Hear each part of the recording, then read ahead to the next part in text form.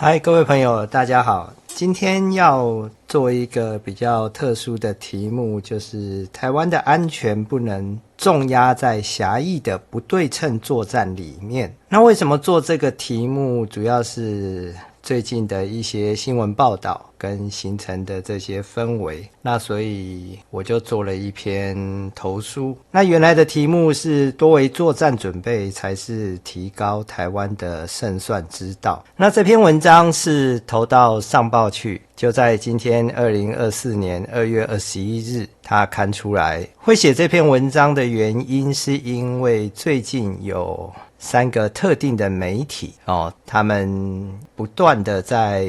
拉抬前参谋总长李先生他的这些著作还有他的论述，而且在相关的新闻里面也刻意的在批评我们第一艘国造的潜舰海鲲舰。那在新闻里面他有引述说美国海军学会他的新闻网在1月30日的报道，他说美国海军已经提案要建造数千艘致命的海上攻击无人艇，计划要在西太平洋或者台湾海峡来部署使用，是阻止共军入侵台湾的关键。而且最后他又连结了目前国军的内部都不愿意承认原来在李先生担任参谋总长任内推动的微型突击艇这个计划大复活。可是这些新闻其实都非常的诡异，所以我就下去进行相关的查证。在国防部内部其实对于相关的不对称作战并没有这么极端，所以微型突击艇也并没有大复活这件事情。而海鲲舰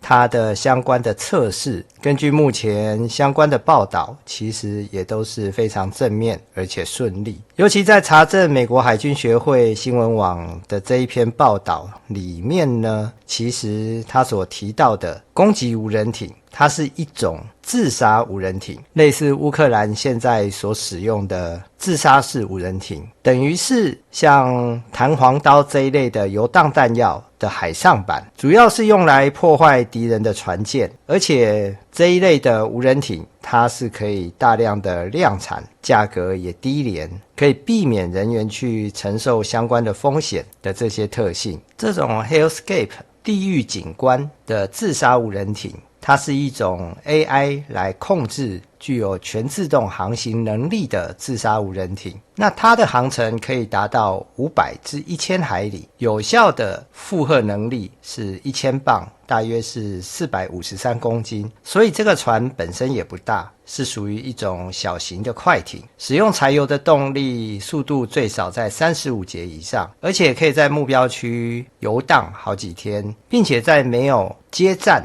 消耗掉的情况下，仍然可以回程来重复使用。所以运用这种 AI 自杀无人艇，就可以去具有高度危险性的区域来徘徊侦测敌人的水面船舰，而且在最后能够冲刺去跟敌人玉石俱焚。而且它也可以跟其他的无人机组或者其他的无人艇来共同合作。所以美军希望用这些 AI 自杀无人艇可以争取更多的时间，让美国跟台湾的海军可以有更多的缓冲时间。所以从左边这一张照片就看得出来，这是海军学院网站上，它是由一艘神盾级的驱逐舰，它可以释放出很多艘的 AI 自杀无人艇，那可以共同来合作来消灭敌人。所以它本身是一种海面的游荡弹药。而美军正在验证的另外一种幽灵舰队霸主 Ghost Fleet Overlord， 它是另外一种用远端遥控的无人船舰。那它后面携带的这些货柜，就是可以配合任务来更换不同的货柜模组，比方说是反舰飞弹还是防空飞弹这一类的武器。那这一类的无人舰艇，它主要是来弥补美军人力不足的情况。这样战斗群它本身的舰队就不用太多，只要有人跟无人的舰艇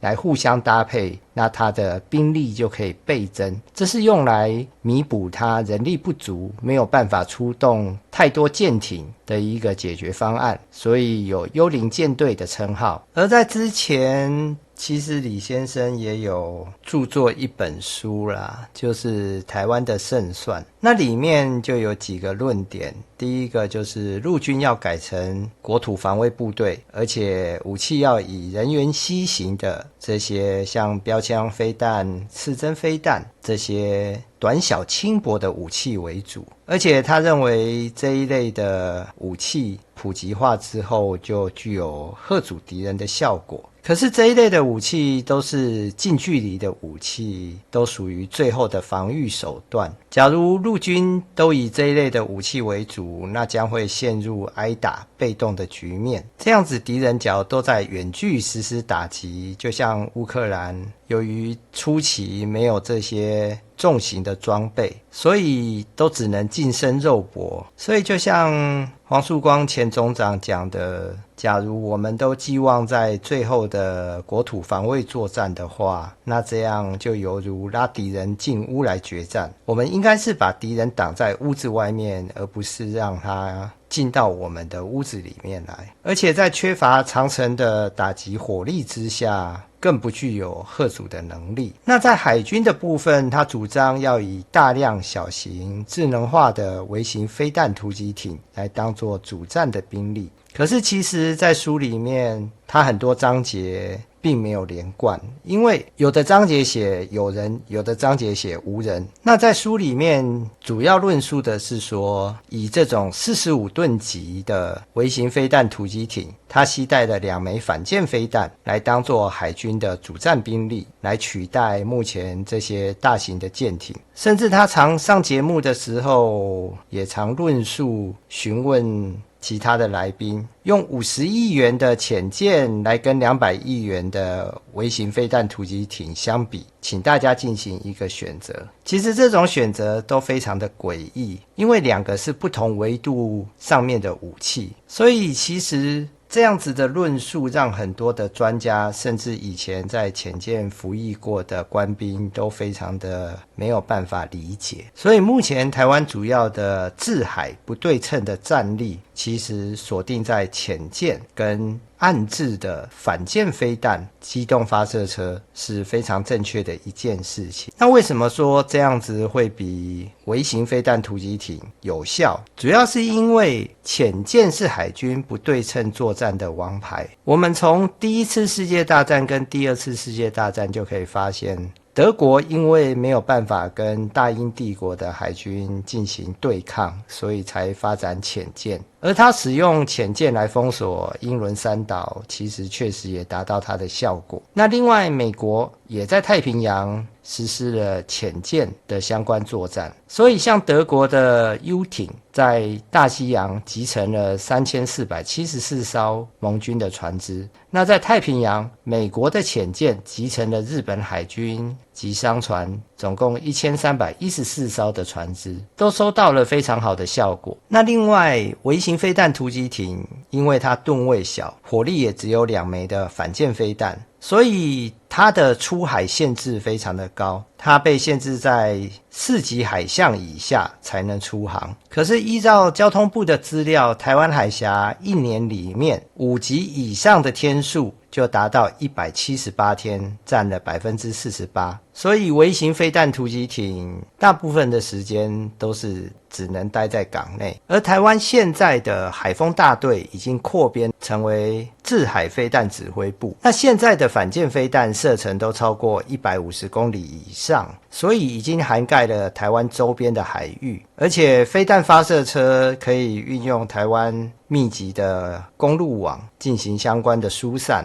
跟隐藏，所以像以前用飞弹快艇这一类的狼群战术，在现在并不适合台湾的使用。另外，像微型飞弹突击艇它本身还是需要有岸基的设施，包括岸垫啊、修船台这些相关的配套，所以它本身的操作成本，船一定比车子还要高。所以其实微型飞弹突击艇并不适合做大量的部署，再加上吨位的限制，它只能沿着海岸来航行，它也不能离岸太远。另外，李先生常常用微型飞弹突击艇来跟潜舰相对比，当然潜舰是比较贵的，可是其实真正在天平的两端是一艘潜舰可以牵制一整个水面舰队，所以天平的两端并不是微型飞弹突击艇跟潜舰，而是整个水面舰队被一艘潜舰所牵制。那这样子在成本上来讲，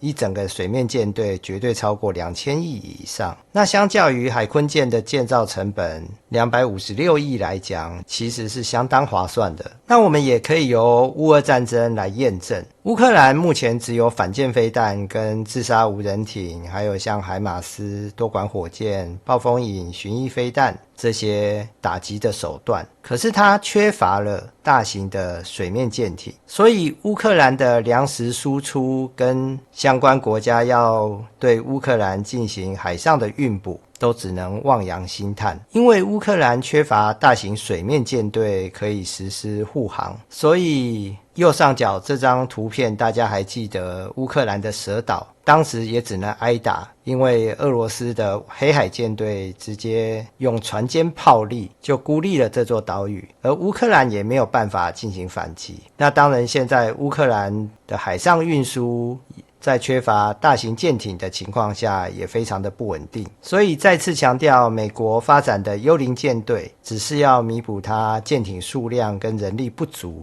的其中一种方式。另外，空军他建议以各类型机动防空系统为主的空域拒止概念来取代大量的战斗机。另外，在乌俄开战之后，大家看到乌克兰他们携带刺针飞弹这一类人员吸型的防空飞弹创造了非常好的效果。另外，他建议放弃以战斗机为主，夺取空优的制空思想。但是这种做法，叙利亚早在1982年6月9日的贝卡山谷之役就替大家示范过了。当时叙利亚只保留了少数的战斗机，改用防空飞弹当作制空的主力。没有想到一开战之后，就被以色列出动的各式战斗机，还有预警机、电战机，再加上一个中队的无人机担任诱敌的任务，透过了无人机的征收、标定干扰，还有战斗机发射的反辐射飞弹，在短短开战的6分钟之内，就把叙利亚跟前苏联苦心经营10年、耗资20亿美元所建立的19个萨姆6型防空飞弹的基地全部都摧毁。一直到整个作战结束，叙利亚总共有29个萨姆6型防空飞弹连遭到以色列的摧毁。那以色列也创下了82-0的战果。所以像现在在乌俄战场上面，乌克兰缺乏空优的情况下，导致地面部队不断遭到俄罗斯在防空飞弹射程之外的攻击，所以乌克兰才会不断呼吁欧美各国要加速军援 F-16 这一类先进的战斗机来作为抗衡，而且才能降低地面部队的损失。那其实熟悉军事的朋友都知道，有关贝卡山谷这一个战役，其实也是最早无人机投入战场使用的一场战役。那以色列他们强大的空军在作战结束之后，以色列只有2架 F-15 受到击伤，还有1架无人机的损失，获得压倒性的胜利。那原先叙利亚的想法也很简单，就是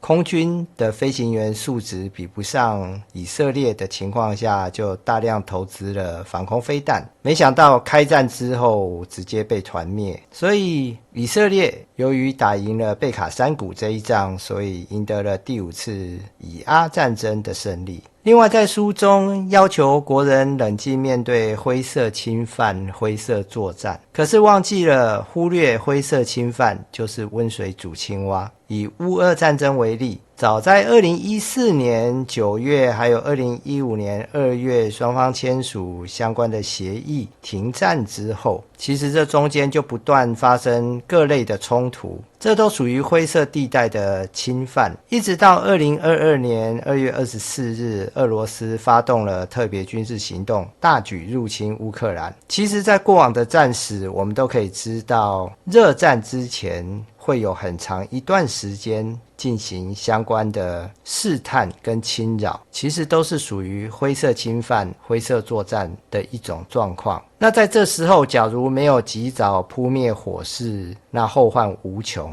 所以2022年开战之后，乌克兰在欠缺各类传统的兵力，像战机、战车、火炮、军舰的情况下，逼不得已才使用人员西行的武器进行最后的抵抗，死守家园。虽然缔造了不对称作战的典范，但是却是用大量人民的生命来换取的。所以灰色作战、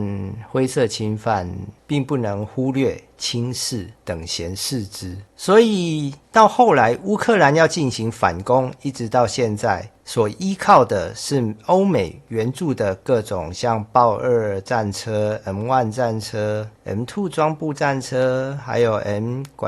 流炮、海马斯多管火箭，这些传统的武器都就位了之后，才有办法进行相关的反击战。虽然收复了部分的失土，但是目前缺乏像 F-16这一类的空优战机的掩护，所以现在战事仍持续焦灼。所以显然在灰色侵犯、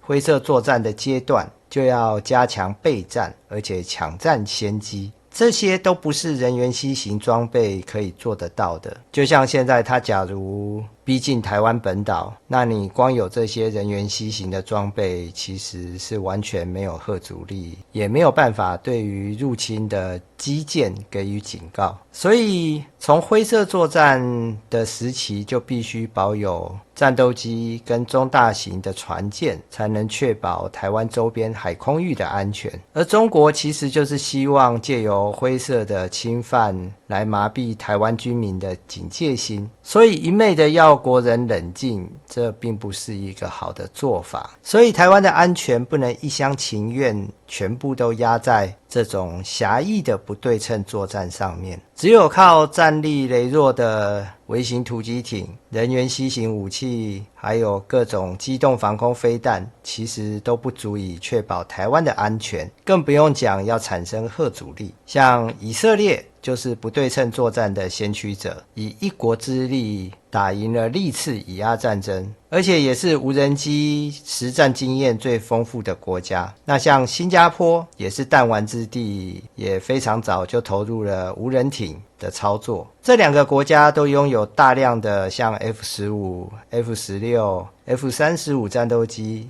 甚至还有空中加油机，那也都配备了大量的水面舰艇以及潜舰。那新加坡有德国的豹2战车，以色列有自己研制的梅卡瓦虎喷式战车，所以这些都是必须先具有传统战力，才能再来谈不对称战力的最佳的典范。在全世界各国现在都是以传统作战为主，不对称作战为辅，相辅相成，不可偏废。当然李先生也曾经在节目上补充，要以传统兵力为6，不对称兵力为4来搭配。但目前全世界各国大部分都是传统兵力为9，不对称作战为1来建构，这样子比较合理。自2016年蔡英文总统就任以来，防卫构想就采用防卫固守、重层吓阻的多维作战准备来因应中国的威胁。这样子的准备已迫使中国解放军从飞弹军的东风系列的弹道飞弹，乃至于它海空军各类型的战机、舰艇，在进入台湾的打击范围内都不敢掉以轻心。所以只有拒敌于彼岸，击敌于半渡，毁敌于水际滩头，歼敌于城镇阵地，这样子的多维国防作战准备，才可以让企图染指我们家园的入侵者不敢轻启战端。所以对于这些似是而非的错误讯息，大家要提高警觉，加以辨别留意，才不会遭到误导。那另外感谢郭立生将军他提供的美军的不对称作战大队 AWG， 他们的不对称作战的范畴有7项，一是质的不对称，二是量的不对称，三是战场的不对称，四是科技的不对称，五是手段的不对称，六是法律道德不对称，七是民心士气不对称。而相关的这些内容介绍，我们将另外开辟一个单元来替大家做一个说明。感谢大家今天的聆听，我们下次再见，拜拜。